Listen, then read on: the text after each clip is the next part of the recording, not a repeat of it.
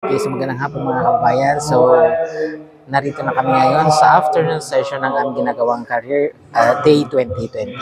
So, okay, nakikita ko mula sa likod ko, nandun yung dalawang dati kong estudyante. So, bali ako ang kanilang advisor ng grade 12 dito sa Pangasinan National High School. Pero ngayon, isa na sila sa mga speakers na naimbitahan ng aming school para magbigay ng mensahe o encouragement sa ating mga senior high school students at pati na yung grade 10. So mamaya, titingnan natin kung magkakaroon tayo ng pagkakataon pag sila ay makapanayam o interview. So ongoing pa rin ang aming ginagawang career day 2024. Okay, so ayan.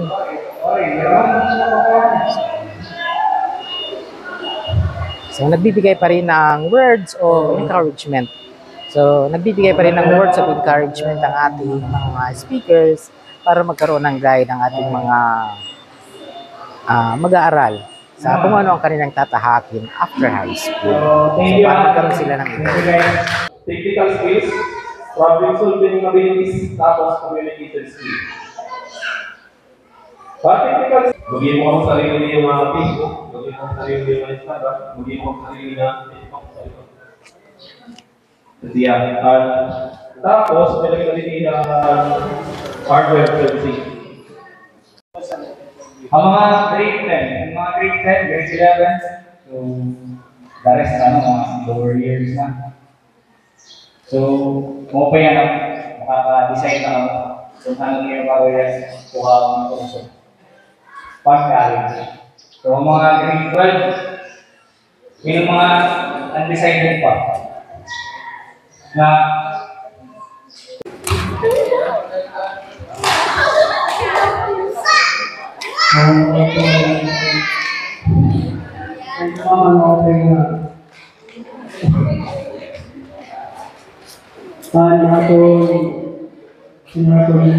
Okay, so kasama naman natin ngayon ang dalawang magigiting na utility ng Pangasinan National High School. Okay, so anong masasabi ninyo sa ating ginagawang Career Day 2024? Ano masabi mo? Okay. Pwede magwaray-waray. Sa ano man ang inyong masisiring? Mopay ni sir kay nakakapag-guards sa batao ng karoy nila nga course. Okay, so ang ginagawa nila ay nagbibigay ng mga snacks sa mga estudyante. So pagod na ba o kaya pa? Kaya pa! Kaya pa. Yun ay Nora. Ano naman? Ayaw na nilang magsalita.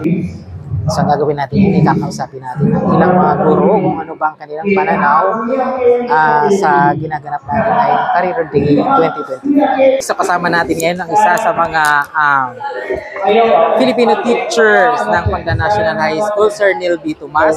So Sir Neil, ano pang masasabi natin sa Career Day 2024 na ginaganap natin ngayon?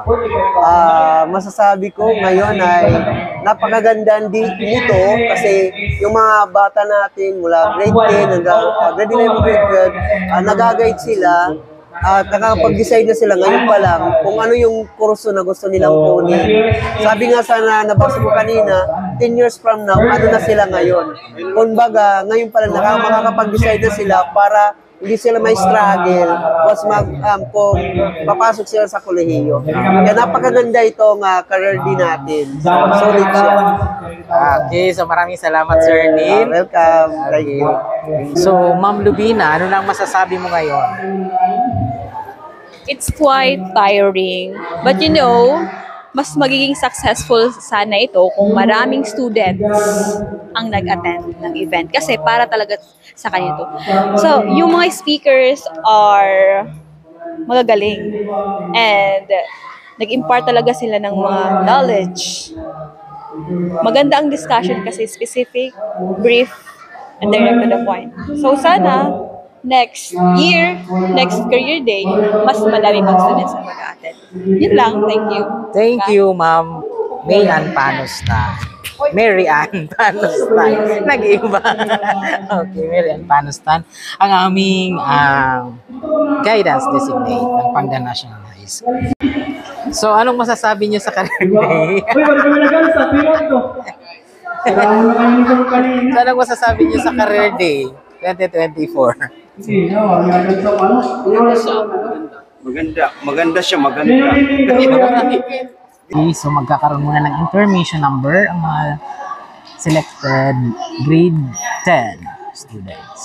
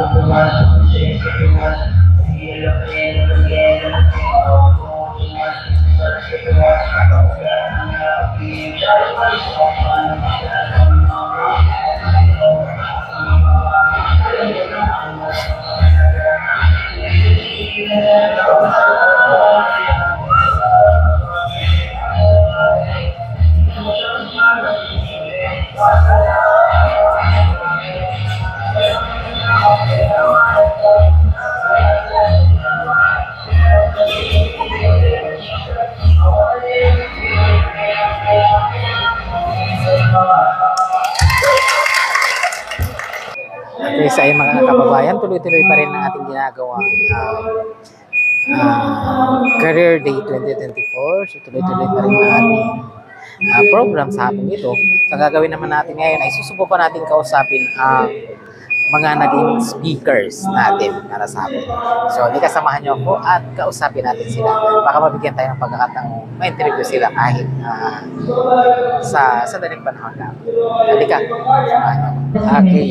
So, kasama naman natin ngayon ang isa sa ating mga resource speaker mula sa Philippine Army. So, isa rin sa mga graduate ng Pangda National High School, si Mr. Assis Calo Abrigo. So, ano lang masasabi mo sa ating, tungkol sa ating ginawang Career Day 2024? Sa akin naman sabi ko lang is malaking pribileyo po ito sa ating kasi yun, bumalik ako sa aking graduating school. Hindi ko in-expect nga kinuha ko lang as speaker. Tapos, share ko sa kanila yung paano ko Today was a great opportunity to explore different options and gain insights into what they entail. at saka yung I also lalo na wanted yung to take a trabaho moment pinili ko ngayon, mga nais kong to thank our bahagi sa kanila speakers for sharing their time and knowledge with us. sa Philippine Your Army. contributions Kasi have made this gusto rin event a namin success, kabilang sila, and yung mga we kabataan appreciate na your maging isang willingness to share your stormtroopers experiences o isang with the membro ng next Mapong Katiyan ng generation. Pilipinas. Thank you also for panghuling mensahe na lang para sa mga estudyante na-inspire mo ngayon o yung mga nanonood na hindi nakapunta rito pero pangarap din nila maging sundalo balang araw. Yung sabi mo, sabi ko lang, I hope that you yan have lang yung enjoyed kahirapan. today's event Ika nga sabi and nila, that mga kayo it niya, has helped you yung take a mga step closer to narito at achieving saka your yung career wala dito. goals. The key to success Nandito is to kami, love what you Philippine do Army, hanggang and do tumulong. what you love. Thank you Pangarap pa and ninyong have a great kapasok. day. Nandito lang kami, nagbibigay kami promosyon, at saka yung mga dapat gawin And thank you so much. So papasok I dito sa agree, aming the activity is full of fun and trabaho. learning. So Sa may dito it sa be a good PNHS, memory to proud ako everyone, dito. and may it also serve as a At saka, stepping stone for you to be able to naging decide as to part ito what ng journey you aking would buhay. like to embark in the Kaya future. gusto ko rin Before we maikayat, go, I would like to makaikayat request or everyone maikayat to sila leave your na area. maging membro There ng are, isang like, maging membro ng sundalo dito sa Pilipinas. Yun lang po. Okay, so maraming salamat Mr. Asisco Rodrigo mula sa Philippine Army. Okay, so ayan mga kababayan, tuloy-tuloy pa rin ang ating ginagawang Career Day 2024 ng Pangasinan National High School. At ang nagsasalita ay ang dati kong estudyante sa senior high school na ngayon ay isa ng college instructor ng Samar State University. So ang kanyang tinuturuan ay fisheries sa Mercedes Campus. Okay. So ngayon naman ang gagawin natin ay kakausapin natin ang ilang mga mag-aaral tungkol sa kanilang mga pangarap sa buhay at kung anong kanilang gustong marating balang araw. So samahan niyo ako, kakausapin natin sila. Kasama natin ngayon si Salvador Sulayaw. Okay, Salvador, ano ba ang pangarap mong maging pagdating ng araw? Ang pangarap ko po ay maging isang nurse para matulungan ng ibang taong nangangailangan ng tulong sa akin. Yun lang. Okay, maraming salamat Salvador. So Kati, ano bang pangarap mong maging? Ang pangarap ko maging ay isang accountant. Kaya ako pinili ang accountant kasi marami nagsasabi na madali ka magkakapera sa accountant. Mula sir. Okay, so maraming salamat. So kasama natin ngayon si Jerica Gabihan, isang grade 10 student ng Pangasinan National High School. So Jerica, ano ba ang pangarap mong maging pagdating ng panahon? Good afternoon, sir. Actually, since 2 years old pala po ako, anak ko talaga po karuyag is maging usa nga doktor. Bakit? Kasi nai-inspire ako hakon mga nakikita ha mga teledrama, K-drama, tapos mga doctors nga napakadiha barangay para magkuha ng mga babies, sa mga kag-anak na may mga sakit. So, an ira po gimbuhat. Siya po doon na nag-inspire haakon nga. Siya inin kuhaon ha course sa college nga. Sunod puhon nga kuhaon ko ha college. Ngan usa po liwat ha reason kon kay karuyag ko maging usa nga doctor is karuyag ko makabuli ka tawo. Just like ginihimon mga doctors, nurses, mga pharmacists, nga ako nakikita din hiha Katbalogan, ha barangay. Siya po ito nga, gusto ko talaga maging usa nga doktor soon, ngan makabulig ha aton lipunan na siya labas. Okay, thank you. So thank you Jerica. So kasama natin ngayon si Jose Nando Familiar, isang grade 11 student ng taking up TVN. So, Jose Nando, ano ba ang pangarap mong maging balang araw? I want to become a nurse para makatulong sa mga taong may sakit at sa mga magulang ko. So that's all. Okay, maraming salamat Jose Nando. Okay, so kasama natin ngayon si Joy Tizon. Okay, so Joy, ano ba ang pangarap mong maging pagdating ng araw? Pangarap ko po maging accounting. Okay. Karuyagan ako ni mama nga magsoda kito tapos karag ko itohin maabot nga pangarap para irangan makabuli ga ira. And makabawi naman lang irahin ko nga kami kada paad man hin maupay karag ko mga bawi iran ira mga sakit. Salamat. Okay, salamat Joy. So kasama natin ngayon si Dio Habon. So Dio, ano ang pangarap mong maging pagdating ng araw? Pangarap ko po is maging isang teacher para may matulungan ko ang mga estudyante na yung mga kaalaman ko ay gusto kong ma-share sa kanila at mapalawak pa yun ang kaalaman nila. Okay, sige, maraming salamat Dio Habon. Okay, so kasama naman natin ngayon si Mario Salameda mula sa City Madalunot. So Mario, ano bang pangarap mong maging pagdating ng araw? Gusto ko pong maging lawyer para po tumayong maging boses sa mga taong takot lumaban dahil sa walang kapangyarihan at saka sa mga taong di makamit ang hustisya dahil nga sa walang pera. Okay, so maraming salamat Mario. Ano ang pangarap mong maging at bakit yun ang pangarap mo? Ang akon po pangarap is maging sa criminology, sir. Kasi oregon lang kay baka pag nakita ko at Balogan nga may mga na-eskwela sa Summer College in Criminology, baka naawa ako nga. Naawa. So gusto mong maging pulis? Yes sir, kay karoy ko ba karoy po siya kun pangarap na. So dili. Kay kun once nga i-push ko ng kalugaray nga na diri ko karoy nga course bagan Bubiyaw na dako. Okay, so salamat. So, kasama natin yan si Janela Angelillas, isang grade 10 student ng Pangan National High School. So, Janela, ano bang pangarap mong maging? Sir, salamat sa tanong mo, sir. Pangarap ko po ay pwede Tagalog. Mag-architect po kasi. Na-inspire ako kanina, nagyakan kanina na nagdodrawing kay. May po kasi ako ito nga talent yan. Dari ko po ito karag i-hide. Karag ko po i-embrace pa ito na akong na skills ko. Yan. Karag ko lahat mag-design. Nga tanan na aban karag ko makita na akong self na ako ito naghihimo nga mga bagay. Pwede na ito, sir. Okay, so good. So maraming salamat, Janela. So narinig po natin pagpapahayag ng aming mga mag-aaral tungkol sa kanilang mga pangarap sa buhay, sa mga gusto nilang marating sa buhay, balang araw, kung bakit gusto nilang marating ang pangarap na yun.